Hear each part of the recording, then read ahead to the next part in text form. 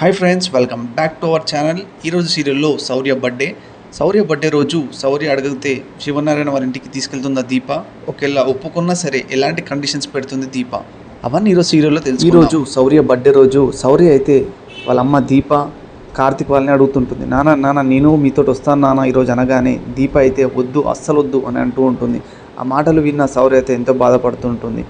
అప్పుడే కార్తిక్ అయితే దీపని పక్కకు తీసుకెళ్ళి ఒప్పించడానికి అయితే ట్రై చేస్తుంటాడు. అదే టైంలో కాంచన అయితే అనుకుంటుంటుంది, దీప ఎందుకు ఒప్పుకోవడం లేదు, మా వదిన గురించి ఏమైనా ఒప్పుకోవడం లేదా, తను ఏమైనా అనుకుంటుందని ఒప్పుకోవడం లేదా అని ఆలోచిస్తూ ఉంటుంది. అదే టైంలో కార్తిక్ దీప ఇద్దరు కలిసి పక్కకు వెళ్ళి మాట్లాడుకుంటుంటారు. అదే టైంలో దీప అయితే అంటూ ఉంటుంది, పారిజాతం గురించి తెలుసు కదా బాబా, తను ఎలా మాట్లాడుతుందో తెలుసు కదా, అదే మనకి ఇంటికి విలువించేది మా తాతయ్య ఒకటే. మన తాతయ్య శౌర్యని ఈరోజు బర్త్డే అని తెలిసినా ఈరోజు ఏదో ఒక గొడవ అవుతుంది. ముందుగానే మన అమ్మ నాన్నకి ఇప్పుడు ఏం బాగాలేదు.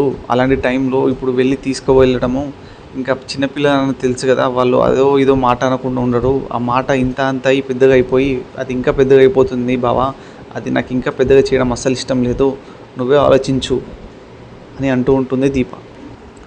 అప్పుడే కార్తిక్ నువ్వు చెప్తుంది నిజమే అని అంటూ ఉంటాడు. అదే టైంలో దీప అయితే ఇన్ని రోజులు మనము తనకి మంచి వాళ్ళు ఎవరో చెడ్డ వాళ్ళు ఏదో చెప్పకుండా పెంచాము, ఇప్పుడు కానీ మనం అక్కడ తీసుకెళ్తే ఏదైనా మాట అంటే వాళ్ళకు ఏదైనా మాట తను కానీ పడితే వాళ్ళకి ఆ మాట గుండు మీద పచ్చిబుట్టులా ఉండిపోతుంది బావా, వద్దు అని అంటూ ఉంటుంది. అదే టైంలో కార్తిక్ అయితే అవును నువ్వు చెప్పేదని కరెక్టే, కానీ తన బర్త్డే అని తెలిస్తేనే కదా ఇవన్నీ స్టార్ట్ అయ్యాయి బావా అని దీప అంటుంది.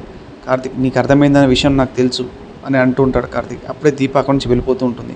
దీప అక్కడి నుంచి వెళ్ళిపోయి శౌర్యతో ఇలా అంటుంది, నువ్వు రావడం నాకు ఇష్టమే, ఏమి ఇబ్బంది లేదంటే, చూసినావా మా అమ్మ ఎంత మంచిదో అని శౌర్య అంటూ ఉంటుంది. కానీ నాదొక కండిషన్ ఉంది అని దీప అంటూ కండిషన్, కానీ ఇప్పుడు మేము తెచ్చిన టాప్ నువ్వు వేసుకోకూడదు, అక్కడికి వచ్చి నీ బర్త్డే అని చెప్పకూడదు.